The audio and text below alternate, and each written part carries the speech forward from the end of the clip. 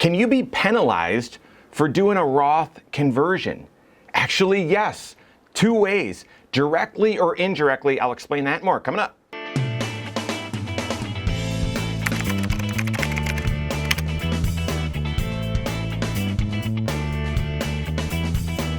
My name is Mike Bernard. I'm the host of the Wise Money Show. I'm also one of the certified financial planners right here at Korhorn Financial Group. Make sure you hit that subscribe button, turn on notifications, and smash that thumbs up button. There's two ways to get money into a Roth IRA. And again, the Roth is when you put money in, it's after tax money. You've already paid tax on that. Your contributions or the dollars that go into the Roth, it's after tax, okay? So no tax benefit. It's then sheltered from tax in there. So as you invested, all the capital gains, the growth, the dividends, interest, all that stuff, that's sheltered from tax while it's in the account.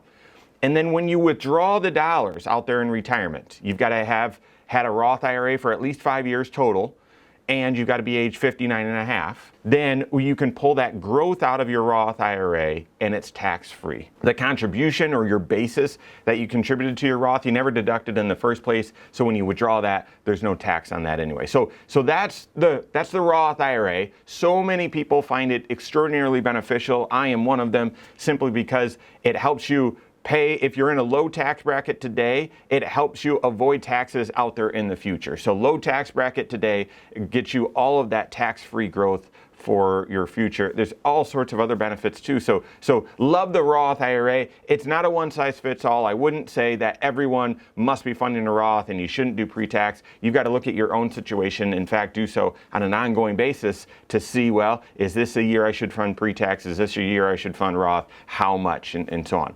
But there's two ways to get money then into a Roth. If it does make sense, you can contribute into a Roth IRA, and you can do that as long as you have wages, paycheck money, you or your spouse, and your contribution, the amount that you can contribute, is up to 100% of what your wages are, or the IRS set limit for that year, whichever is lower. This year, that's $6,500. It's going to $7,000 next year, an extra $1,000 if you're age 50 or older. But if your income's too high, so not wage income, but all of your income, if it's above, for married, filing jointly, $218,000 or so, and that's going up next year, then you can't do a Roth contribution at all. So if you have no wages or your income is too high, you can't fund a Roth at all. Now, the second way to get money into a Roth IRA or a Roth 401k is you can do a Roth conversion, and that's just a fancy term. That means you can take pre-tax money and pay tax on it and move it over into your Roth, okay?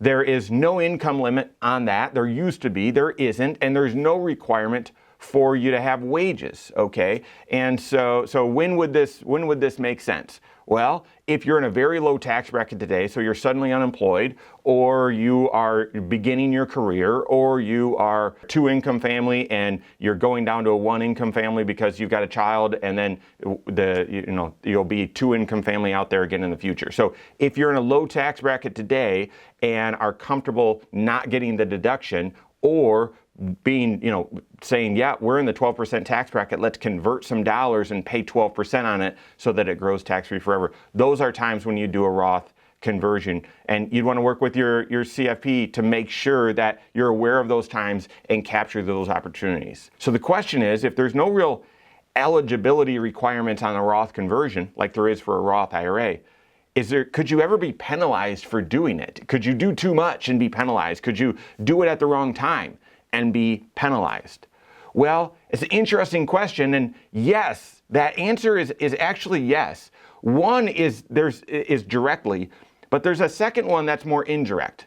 The direct one is not that you'd be penalized on the Roth conversion itself, but you'd be penalized on the taxes, on the tax withholding that you would do on the Roth conversion. Let me explain. So I mentioned that the Roth conversion is moving pre-tax dollars from pre-tax over to Roth. So it's reporting those dollars as taxable income in that year you do the conversion, that you flip them over to the Roth IRA. They land on your tax return. So how are you going to pay for and cover the tax? Well, it's possible to withhold taxes when you do a Roth conversion.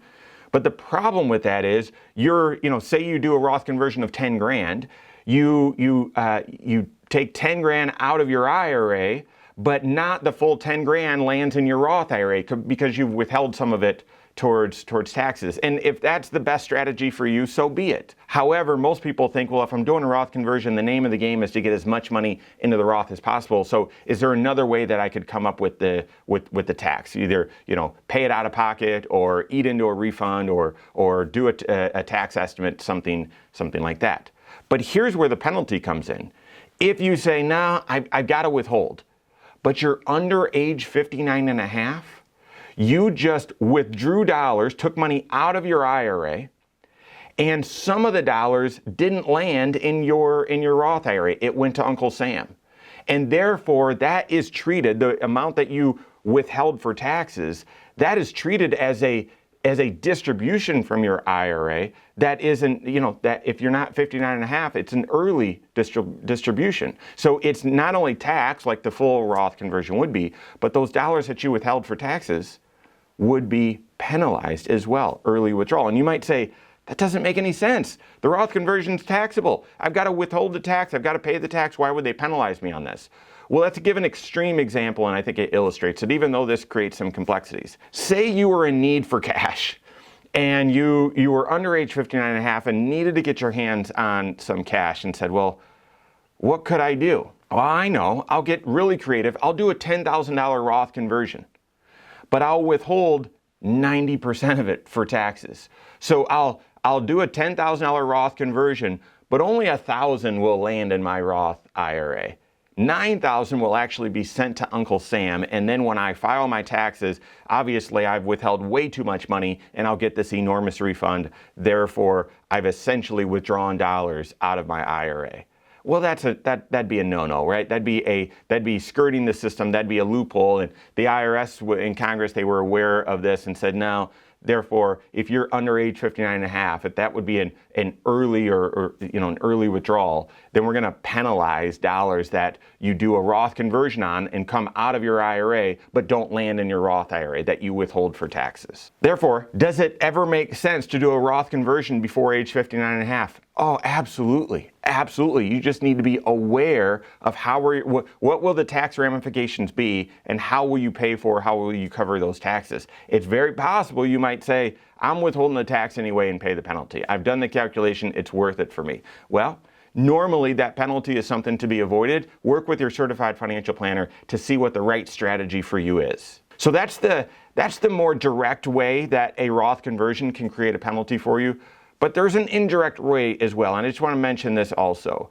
Oftentimes, people are doing Roth conversions. We recommend Roth conversions early on in someone's retirement because you're still young enough there. It makes sense to have these dollars grow tax-free for the next several decades. You're starting to think about required minimum distribution. You're starting to think about inheritance to the kids, and oftentimes that leads you at that moment to say, gosh, yeah, let's do some Roth conversions here for a few years, help minimize that required minimum distribution out there and so on.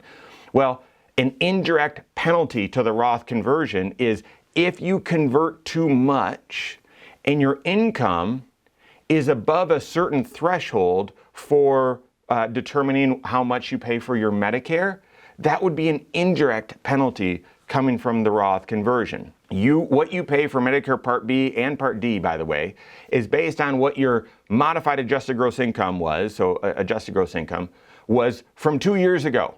Okay, so what you're going to pay for your Medicare Part B and D in year 2024 is going to be based on what your adjusted gross income, modified adjusted gross income was in year 2022. Why? Because by the time 2024 starts, that's the most recent tax return you would have filed. So it's confusing that it's the prior year, but it sort of makes sense when you think about it like that. But there's a surcharge. If you make over a certain amount, and right now that's for married filing jointly, it's about $197,000, something like that, in that range. If you make over a certain amount, then you pay the base rate for Medicare Part B plus a surcharge. That surcharge is called IRMA, Income Related Monthly Adjustment Amount. Can a Roth conversion push your income above that threshold, now subjecting you to IRMA? Absolutely. Yes, it can. And the deceiving part is you can do that Roth conversion and not be aware that there's this surcharge, there's this indirect penalty waiting for you 2 years from now. You just can think everything's fine. You can even file your taxes, pay the tax, and everything's copacetic. But then out there in the future, you get a letter, normally in December, from Social Security system that says, here's what your Medicare rate's going to be next year, and you're subject to this amount of IRMA. So that's an indirect penalty, if you will, for doing a Roth conversions. Does it mean you should never do that? No, it just means you want to be aware, you want to be planning proactively for your tax situation, and it might mean we'll do a Roth conversion, but up to that IRMA limit, and make sure you stay below. All right, so those are the types of penalties on a Roth conversion. Should that scare you away from doing one? Absolutely not. Work with your certified financial planner. Roth conversion is a fantastic strategy when it makes sense. You've just got to plan for the taxes and ensure you're not then subject to a penalty by surprise or an indirect penalty by surprise. Work with your CFP on that. If you don't have a CFP on your team, you can contact one on my team. Find us online, Korhorn.com. That's Korhorn with K.